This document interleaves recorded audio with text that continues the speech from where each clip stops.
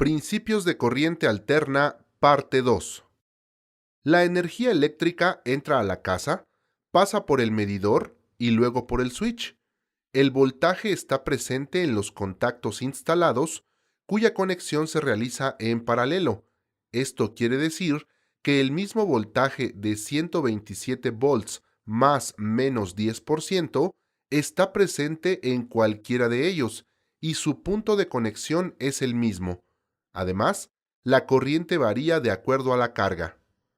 Al conectar algún aparato eléctrico o electrónico al contacto, los electrones, que son partículas pequeñísimas con carga negativa, se desplazan en los conductores de cobre de los cables y en los dispositivos internos de los aparatos, como el motor que mueve las aspas de la licuadora, el compresor de un refrigerador o el motor de una lavadora.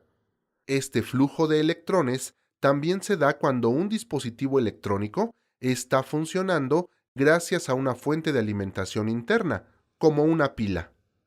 El flujo de electrones viaja en un sentido y luego en el otro, debido a los cambios de voltajes. A este flujo se le conoce con el nombre de corriente eléctrica y su intensidad se mide en amperes. El flujo aumenta o disminuye en función del aparato conectado. Calentar una plancha requiere mayor intensidad de corriente que un foco. Un foco demanda menos de 1 amper de corriente, mientras que una plancha demanda más de 10 amperes. La plancha y el horno de microondas son los dispositivos domésticos que requieren mayor corriente.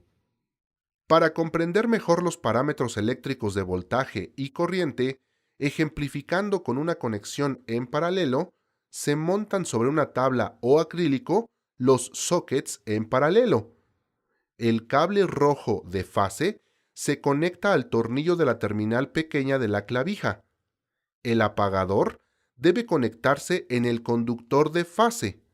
El cable blanco a la terminal grande de la clavija.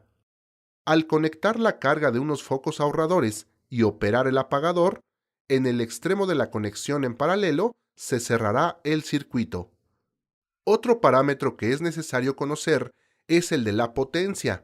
Se representa con la letra P y sus unidades son los watts.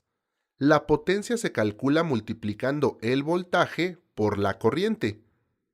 La mayoría de los aparatos especifican la potencia que requieren, pero ¿qué corriente consumen?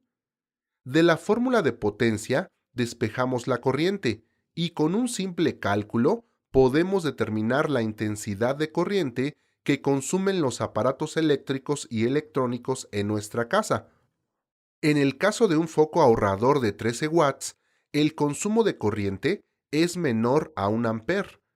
Para el de la plancha es de 10 amperes.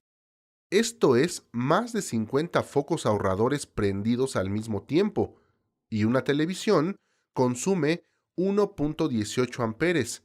Esto es aproximadamente lo que consumen 10 focos ahorradores encendidos al mismo tiempo. Recuerda que la energía utilizada en los equipos de tu casa fue generada a kilómetros de distancia y sus parámetros son voltaje, corriente, potencia y frecuencia.